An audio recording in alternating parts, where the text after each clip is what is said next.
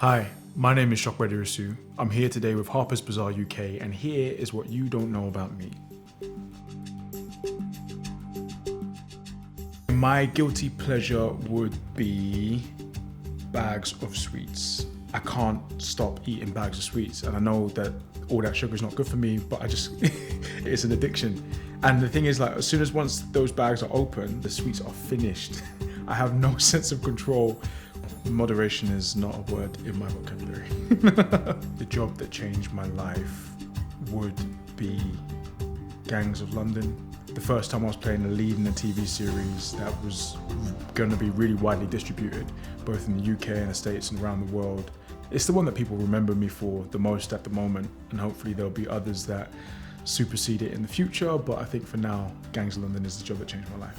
I think if I wasn't an actor and I could dream a career to be, it would probably be a footballer. I just love playing football so much. It is my chief form of exercise, it's my chief form of relief. I'm really blessed at the moment as an actor to be able to go to work and love what I do every day. And I think the only thing that I'd love as much as acting would be like losing myself in football every time going to training, having the ball at my feet.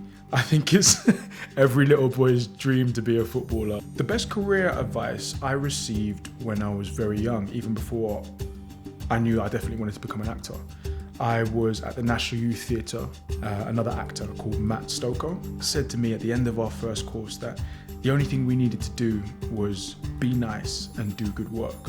I've held on to that piece of advice the whole way through my career. Being excellent at what you do and being good to people are hopefully a recipe for success, but also just a recipe for being proud of yourself and the work that you do and the way that you treat people.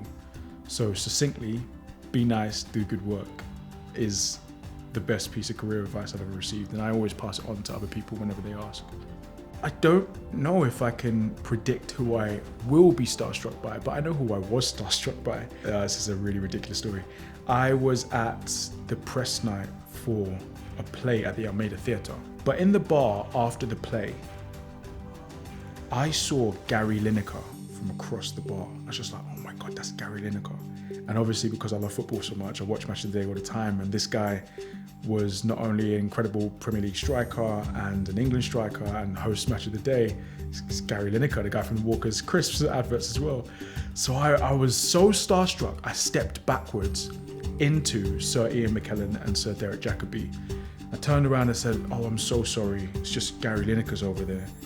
And it feels ridiculous that I could see these two titans at the stage and actors who I immensely look up to and be like, guys, Gary Lineker's over there.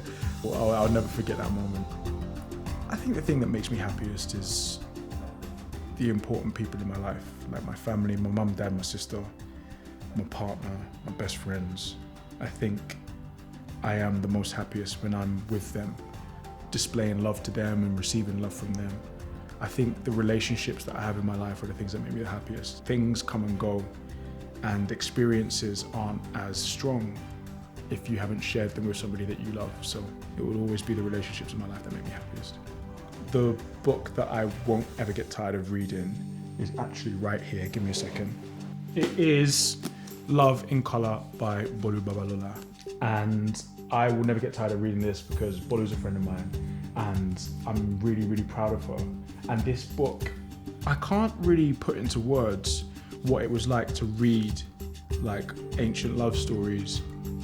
Maybe never had the imagination before to read stories of like Hercules or Greek mythology or whatever, and to be able to see myself in them because of the way the characters are described. Like, these characters are unapologetically black.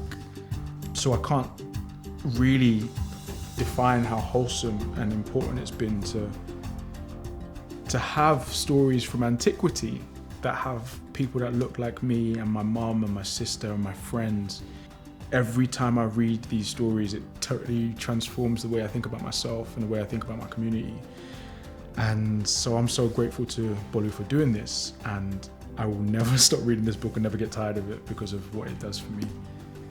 Yeah, I probably should have grown out of it by now, but my all-time favorite film will still be Disney's The Lion King. I remember my parents telling me stories about how I used to interact with it as a child. and how I had the book and there's pictures of me wearing all the merchandise and everything. And I think it was just, I don't know if it was because it was an African story that Disney were telling, or just because I loved the anthropomorphic characters, the lions that look like people. I don't know what it was, but every time I watch it now, it just settles me and it makes me feel great. And maybe it's a way of not growing up, you know, having this as the film that I love, but it's the film that always comes to mind every time I'm asked what my favorite film is. I love to dance. I love just like releasing my body and moving any which way it can. And I think a song that will always get me dancing is Oshe by Jules. Jules is a music producer from London, and he has the most incredible beats and uses a lot of African music as an inspiration. Even just thinking about it is making me smile, you know? I'm just hearing the melody in my head and I want to get up and dance. I don't even have to listen to it. I just think about it and Oshe's got me up. Even though I love dancing, I don't know if I have a signature dance move per se. You know what, actually it's not my signature move, but the memories I attach to Zanku are so strong and so beautiful that I will select that as my signature dance move for the sake of this conversation. Being at Afro Nation in Portugal with my friends, and every time Killing Them by Burna Boy would come on, we'd have to clear the space so that everyone could jump into the circle at the same time. And Zanku, like, the Zanku dance is the signature move for this discussion, definitely. I think the most luxurious thing I've ever bought myself was my Sonos speaker system that I've got in my flat. So I've got a speaker in every single room, a TV soundbar. I've even got a speaker in the bathroom so that I can listen to music there. And my friend Peter Bankole once said, "Bro, are you afraid of silence?" You know, there's always music playing. And I don't think that I'm afraid of silence, because I will happily sit in silence or meditate, you know, whether it's listening to podcasts or listening to music or even watching television and feeling the sound of the film. Yeah, it's really important to me. So I think my Sonos sound system is probably the most luxurious thing that I've ever bought myself, because it was expensive. If I had the opportunity to talk to my teenage self and give him a bit of advice, I would say that it is okay to open your heart more, you know, that it is okay to let more people in, and that hiding your emotions is not a sign of strength. And when you're younger, you have the energy and the flexibility and the malleability to try lots of different things. And there's some things that I wish I had tried when I was younger. But at the same time, if I hadn't been the person I was, I wouldn't be the person I am. So I'm grateful for the experiences that he went through in order to be me. And then you get this weird back to the future sort of thing, where if you keep correcting what you think are mistakes from before, then you'll never be the person that you need to be in order to correct the mistakes. And then you end up in some weird paradox. So maybe I wouldn't change anything and just aspire to the future things. The nomination for the EE Rising Star Award this year is so overwhelming for me, and I feel so incredibly blessed. But it feels like an investment and an acknowledgement of one's potential. Like, look at what you've done so far, and we believe that you're going to go on to do so much more. And to have the belief of the industry and the academy in that way is just special. It's just different, you know. When I look back on the previous nominees, let alone the previous winners, and look at what their careers have been, to think that like BAFTA was like, oh yeah, we reckon you're going to be all right. And then to see what all right looks like, to join the likes of Chiwetel, Michael Fassbender, and Lupita Nyong'o, and Timothy Chalamet, Josh O'Connor, to feel like they have counted me in the same conversation as those people, it's just such a vote of confidence that I never expected. And I also feel like I want to continue doing work that proves them right.